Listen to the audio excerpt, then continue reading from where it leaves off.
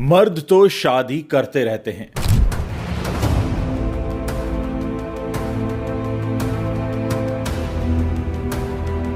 ये कहने वाले राज बब्बर की पूरी कहानी हम आपको सुनाएंगे आज के इस वीडियो में।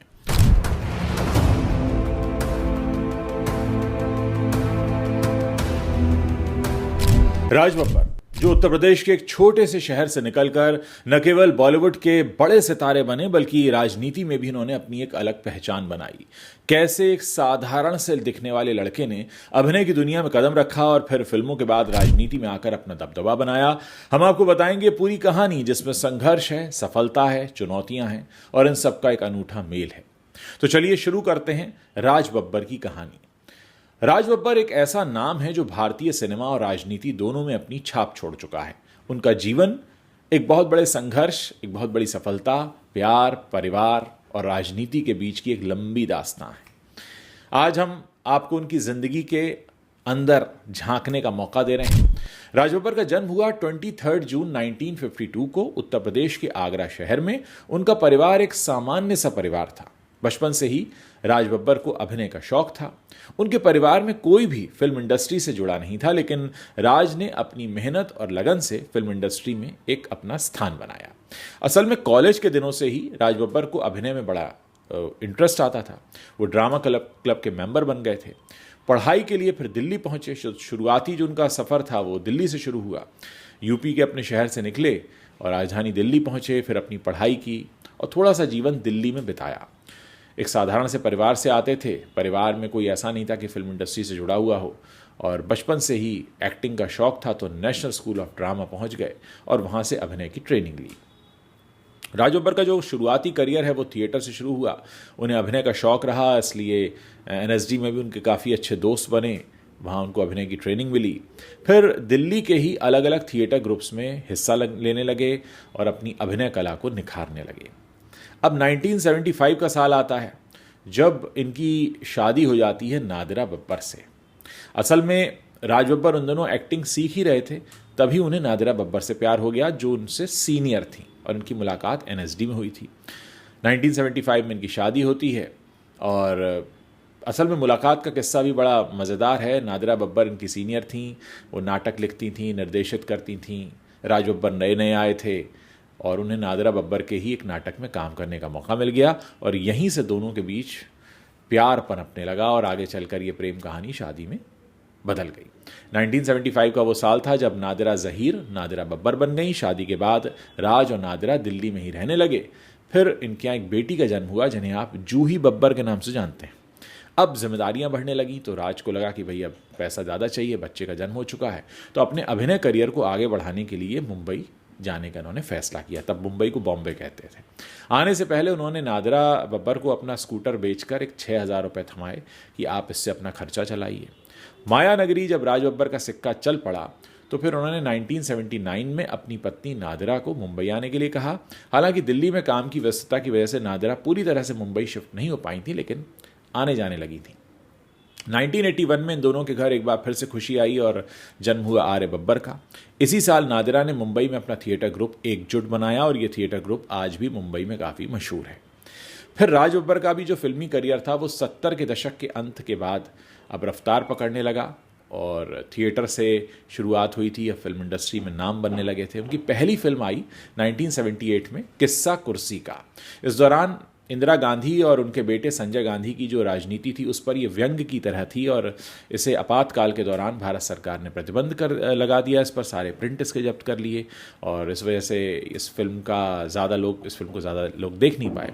इसके बाद उन्होंने कई छोटे मोटे रोल करना शुरू किए और 1980s के दौर में आकर फिर राज बब्बर का करियर थोड़ा सा आगे बढ़ा। इन्होंने एक फिल्म की इंसाफ का तराजू, कहते हैं कि ये एक बहुत बड़ी टर्निंग पॉइंट थी। फिर साजिश में दिखे, दलाल में दिखे, द गैमलर में दिखे। धीरे धीरे इनकी एक्टिंग का लोग लोहा मानने लगे, और अच्छी बात यह थी कि ये विलन का रोल भी करते थे और हीरो का रोल भी करते थे, और दोनों ही तरह के किरदारों में अपनी अभिनय की गहराई की छाप छोड़ते थे। नादिरा बब्बर से शादी के अभी 7 साल ही हुए थे कि मुंबई में अभिनेता राज बब्बर अब अभिनेत्री स्मिता पाटिल के करीब आने लगे। एक फिल्म ये शूट कर रहे थे 1982 में, भीगी रातें। इसके सेट पर ये मिले स्मिता पाटिल से ओडिशा के राउरकेला में फिल्म की शूटिंग के दौरान पहली मुलाकात हुई। हालांकि पहली मुलाकात के वक्त दोनों के बीच मजाक मजाक में थोड़ी लड़ाई भी हो गई, लेकिन राज बब्बर ने खुद कहा था कि उस वक्त स्मिता पाटिल की जुबान से निकले एक शब्द जाओ से मैं काफ़ी प्रभावित हुआ।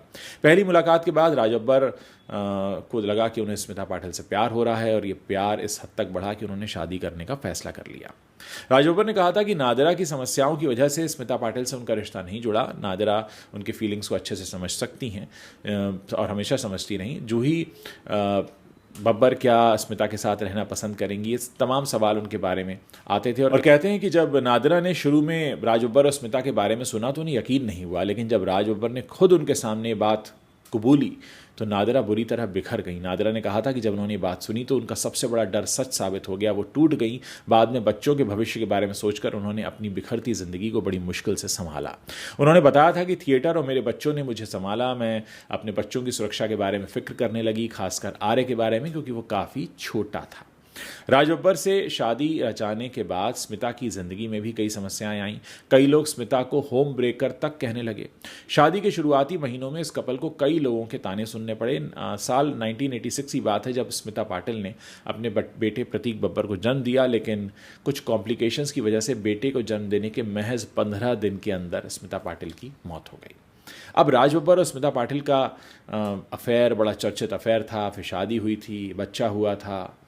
हालांकि इस रिश्ते में काफ़ी समस्याएं थी, लेकिन स्मिता और राज बब्बर एक दूसरे के लिए थे। लेकिन अचानक राज बब्बर को बहुत बड़ा झटका लगा था। वो पहले से शादीशुदा थे, फिर भी स्मिता पाटिल से शादी करते हैं, बच्चे का जन्म होता है। बच्चे के जन्म के सिर्फ 15 दिन बाद स्मिता पाटिल नहीं रहती हैं।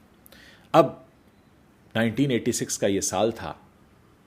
28 नवंबर 1986 को प्रतीक का जन्म होता है और 13 दिसंबर 1986 को स्मिता पाटिल की मौत हो जाती है। बेटा सिर्फ 15 दिन का। राज बब्बर बुरी तरह टूट गए। अब उन्हें लगा कि उन्हें पहली पत्नी के पास लौट जाना चाहिए और ये एक बड़ा फैसला था। हालांकि कहते हैं कि उस वक्त राज बब्बर नादिरा के पास पहुंचने से पहले रेखा के प्यार में भी थे, लेकिन उस बारे में कभी कोई ऑफिशियल कंफर्मेशन नहीं आया। कहा यह जाता है कि स्मिता पाटिल को कुछ कॉम्प्लिकेशंस हो गए थे डिलीवरी के टाइम और उसी वजह से उनकी मौत हुई थी। इधर राज बब्बर इस सदमे से उबर नहीं पा रहे थे।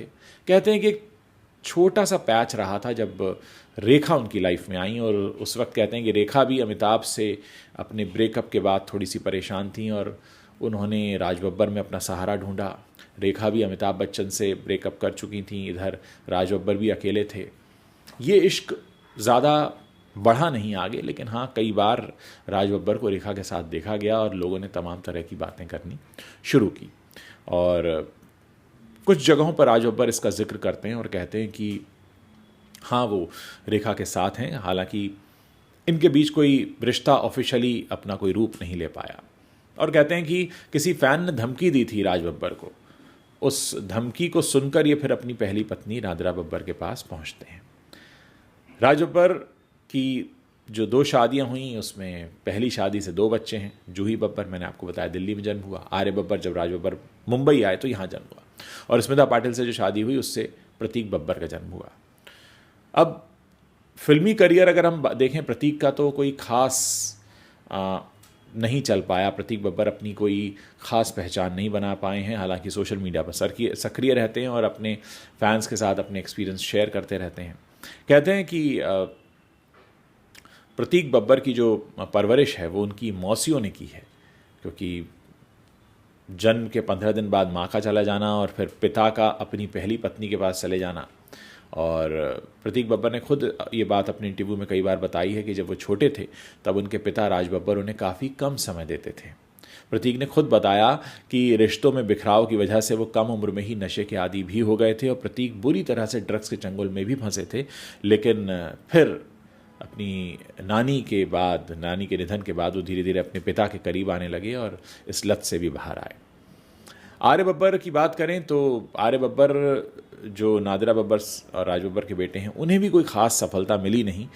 फिल्म इंडस्ट्री में स्टैंड अप कॉमेडी आजकल करते हैं, कुछ एक आध फिल्में की उन्होंने, लेकिन करियर वैसा पनप नहीं पाया। जूही बब्बर की अगर बात करें तो जूही बब्बर अभिनेत्री भी हैं, डायरेक्टर के रूप में भी उन्होंने थिएटर किया, लेकिन फ़िलहाल वो एक टीवी प्रेजेंटर हैं। अनूप सोनी क्राइम पेट्रोल वाले, उनकी वो वाइफ हैं। और अगर हम राज बब्बर के अब राजनीतिक करियर की हम बात करें तो ये कहानी भी बड़ी दिलचस्प है। फिल्मी करियर में सफलता तो मिल गई थी राज बब्बर को, फिर राजनीति की तरफ इन्होंने रुख किया क्योंकि इनकी जो एक सोच थी वो ये था कि मैं देश के लिए कुछ करूं। 1989 में राज बब्बर ने भारतीय राजनीति में प्रवेश किया। जनता दल के साथ राज बब्बर ने अपने राजनीतिक करियर की शुरुआत की और फिर आगे बढ़ते चले गए। राज बब्बर ने अभिनेता होने के साथ साथ राजनेता के तौर पर भी अपनी एक अच्छी पहचान बनाई। अभिनेता से राजनेता बने राज बब्बर के राजनीतिक करियर की अगर हम बात करें तो 1989 में इनकी पॉलिटिक्स की शुरुआत होती है। राज बब्बर 3 बार लोकसभा सांसद रहे, 2 बार राज्यसभा सांसद रहे। इसके साथ ही कांग्रेस के उत्तर प्रदेश अध्यक्ष रहे। राज बब्बर 1994 में पहली बार राज्यसभा सांसद बने और सदन पहुंचे। यहीं से राज बब्बर सक्रिय राजनीति में लगातार दिखाई देने लगे। 1999 में राज बब्बर ने अपनी जन्मभूमि आगरा से लोकसभा का चुनाव लड़ा। राज बब्बर समाजवादी पार्टी के टिकट पर आगरा लोकसभा से प्रत्याशी घोषित हुए और आगरा में अपना जादू चलाने पहुंच गए।